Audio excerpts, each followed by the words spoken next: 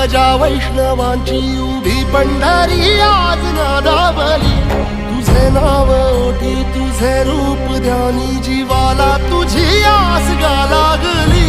जरी बाप साऱ्या जगाचा परी तू आम्हाले कराची विठू माऊली।